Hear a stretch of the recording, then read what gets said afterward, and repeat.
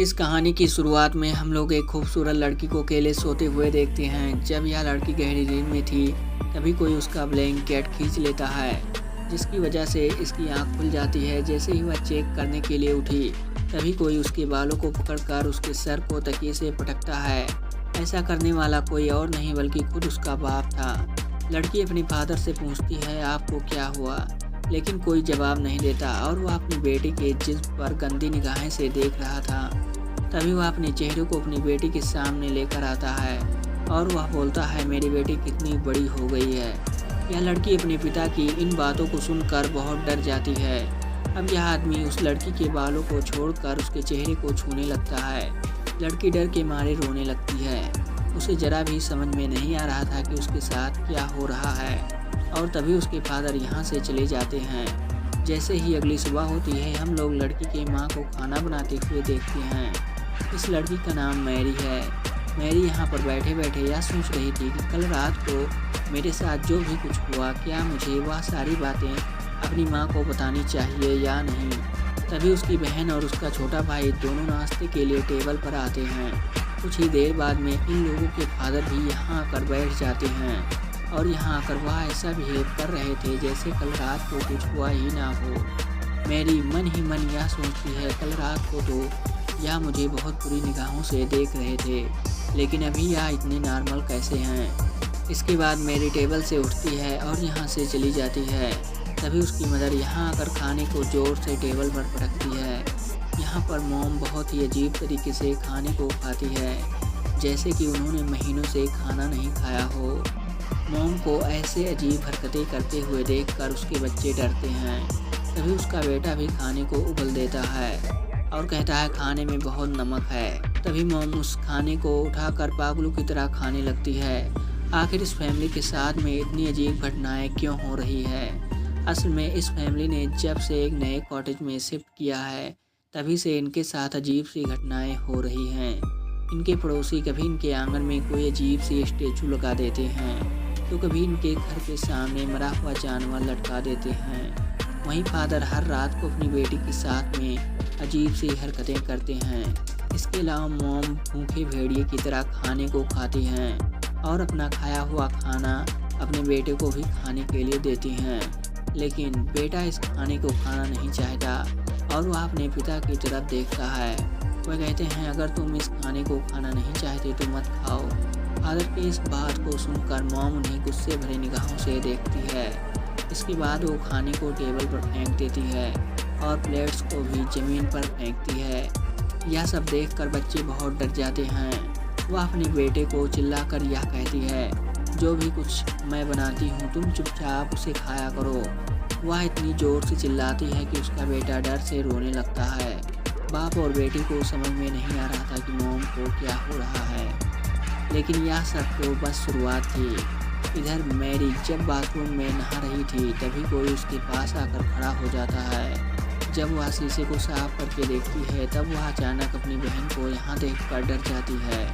कुछ देर के बाद यह दोनों बहनें कमरे में होती हैं। तभी छोटी बहन मैरी को यह बात बताती है कि कैसे हर रात उसके फादर उसके कमरे में आते हैं और उसके साथ अजीब सी हरकतें करते हैं। मैरी जब अपने बहन से इन बातों को सुनाती है तो उसे यकीन नहीं होता कि उसकी बहन के साथ में भी वैसा ही हो रहा है जैसे कि उसके साथ हर रात को होता है।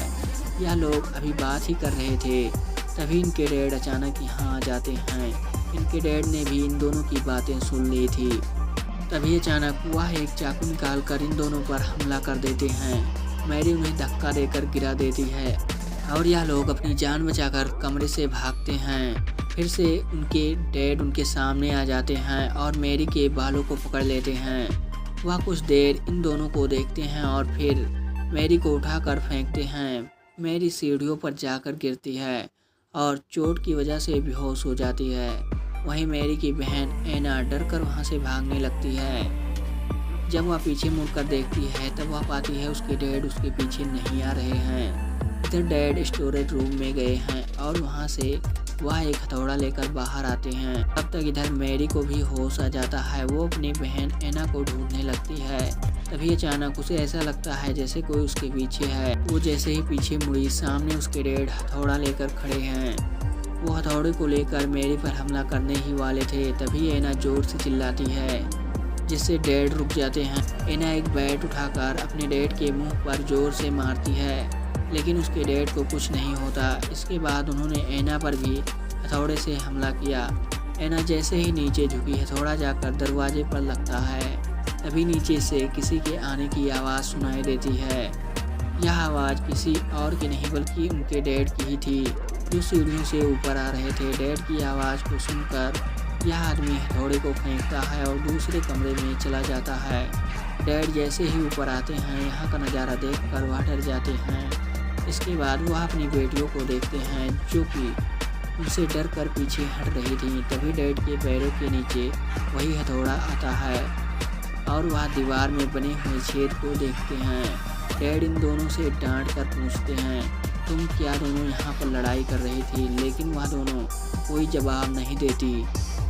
तभी इनका भाई कमरे से निकलकर इनके पास आता है। तभी मैरी और एना उसे भागने के लिए कहती हैं। उसी वक्त एक औरत यहाँ आकर उस हथौड़े को उठाती है जो कि इनकी मॉम थी। डैड अपनी वाइफ को देखते हैं, तभी वह अचानक से उन पर हमला कर देती है। डैड उसे रोकने की कोशिश करते हैं, लेकिन वह औरत इन्हें धक्का देकर गिरा देती है। मॉम यहाँ पर बहुत डरावनी स्माइल करती है और वह टूटे हुए कांच पर पैर रखकर बड़ी आसानी से अपने रूम में चली जाती है। नीचे से फिर से किसी औरत की आवाज़ आती है और यह आवाज़ किसी और की नहीं बल्कि इनकी असली मॉम की थी। वह यहाँ आकर इन सभी से पूछती है कि क्या यहाँ हो रहा है, लेकिन अब सभी लोग उनसे डरने लगते हैं। यह लोग डरते हुए रूम का दरवाज़ा खोलते हैं, लेकिन अब इस रूम में कोई नहीं था। इसके बाद यह लोग फ्लोर पर पड़े हुए हथौड़े को देखते हैं। मॉम अपनी बेटियों के पास में जाकर पूछती है क्या हुआ, लेकिन एना और मैरी अपनी मॉम से बहुत डर रही थी। इसके बाद डैड अपने भाई को अपने घर पर बुलाते हैं।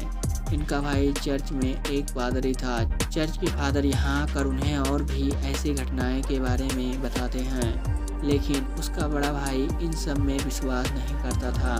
रात को यह सभी लोग यह डिसाइड करते हैं कि यह सभी लोग एक साथ एक ही रूम में सोएंगे, लेकिन रात में इनके छोटे बेटे को टॉयलेट आती है। वह बिना किसी को परेशान किए खुद अकेले ही बाथरूम चला जाता है। तभी उसी की तरह दिखने वाला एक बच्चा रूम में आता है। वह एक चाकू को उठाकर अजीब सी स्माइल करता है। वह फादर को मारना चाहता था, लेकिन वह उसे नहीं मारता। देखने में ऐसा लग रहा था जैसे कि उसे ऐसा करने में किसी चीज़ ने रोक दिया हो। आज की रात आराम से गुजर गई। फादर इस चीज़ से अकेले नहीं लड़ सकते थे, इसलिए उन्होंने अपने सीनियर से मदद मांगी। सीनियर आपस में बैठकर बातें करते हैं कि आखिर उस घर में चल क्या रहा है। अब यह सभी लोग वहां जाकर प्रार्थना करने का प्लान बनाते हैं। यह सीनियर फादर इस काम में बहुत माहिर थे। फादर अपनी टीम के साथ में शाम में वहां जाने का प्लान करते हैं। अब यह लोग उनके घर जाने के लिए निकलते हैं, लेकिन रास्ते में एक कावे ने उनकी गाड़ी पर अटैक कर दिया, जिसकी वजह से उनकी गाड़ी का आगे का शीशा डैमेज हो जाता है, जिससे गाड़ी का बैलेंस बिगड़ा और गाड़ी एक गड्ढे में जाकर गिर गई। वहीं दूसरी तरफ हम लोग डैड को देखते हैं, जो कि अपनी बेटी मैरी को बेड से बांध देते हैं। वह उसे समझाने की कोशिश करते हैं, लेकिन डैड कहते हैं इन सबको ठीक करने का बस यही तरीका है। आधी रात में फादर खून से लथपथ होकर इनके घर में आते हैं। वह इन लोगों को यह बताते हैं सभी फादर्स मारे जा चुके हैं, इसलिए अब जो भी कुछ करना है हमें ही करना होगा। यहाँ पर मैरी को बेड से बंधा हुआ देखकर फादर अपने काम को करना चाहते थे, लेकिन उन्हें अकेले डर लग रहा था, क्योंकि लास्ट टाइम जब उन्होंने ऐसा करने की कोशिश की थी तब उस शैतान ने फादर के सारे फैमिली मेंबर्स को मार दिया था। इसलिए उन्हें यह डर था कि कहीं फिर से ऐसा ना हो जाए, और अगर ऐसा हुआ तब वह अपने भाई के फैमिली को भी खो देंगे। लेकिन उसका बड़ा भाई रोते हुए उससे कहता है तुम अपना काम करो, हम लोगों को मिलकर लड़ना होगा, नहीं तो वह हम सभी को मार देगा। यह बात सुनकर फादर कैंडल्स को जलाते हैं और मैरी के ऊपर हॉली वाटर छिड़कते हैं। मैरी हॉली वाटर की वजह से चिल्लाने लगती है, जिसके बाद फादर मैरी के सीने पर एक क्रॉस रखते हैं और उसके बाद वह उसे एक छड़ी से मारने लगते हैं। मैरी दर्द से चिल्लाने लगती है। वह पूछती है वह लोग उसके साथ ऐसा क्यों कर रहे हैं। फादर मैरी के डैड से यह पूछता है, क्या तुम अब भी इस इलाज को कंटिन्यू करना चाहते हो? यह सब देखकर मैरी के डैड रोने लगते हैं। जब एक छड़ी टूट जाती है तब फादर दूसरी छड़ी निकालता है। मैरी दर्द के मारे बेहोश हो जाती है। वहीं दूसरी तरफ हम लोग उस जगह को देखते हैं जहां यहाँ पर आने वाले फादर्स का एक्सीडेंट हुआ था। यहाँ पुलिस की टीम पहुँच चुकी थी। जैसे ही वह लोग गाड़ी से फादर को निकालते हैं, गाड़ी में जोरों से धमाका होता है। इन सभी लोगों के बीच में मैरी के डैड का भाई भी मौजूद होता है। इसका मतलब यह था कि वह आदमी जो कि अभी मैरी के घर पर है, वह कोई पादरी नहीं बल्कि खुद वही शैतान है। इसलिए वह मैरी को बेवजह दर्द दे रहा था। लेकिन अब मैरी की मोम से यह सब बर्दाश्त नहीं होता। वह कहती है, यह कोई इलाज नहीं है, ऐसा करते रहने से मेरी बेटी तो मर जाएगी। इसके बाद वह फादर को पकड़ लेती है ताकि वह मैरी को ना मार सके। लेकिन डैड उसकी बातों को नहीं सुनते और वह अपनी बीवी को जोर से धक्का देते हैं और पादरी से कहते हैं, तुम इस रिचुअल को करते रहो। इसके बाद अचानक डैड अपनी वाइफ के पास में जाकर उसका गला दबाने लगते हैं। तभी अचानक वह अपने भाई की तरफ देखता है जिसके चेहरे पर एक डरावनी हंसी थी।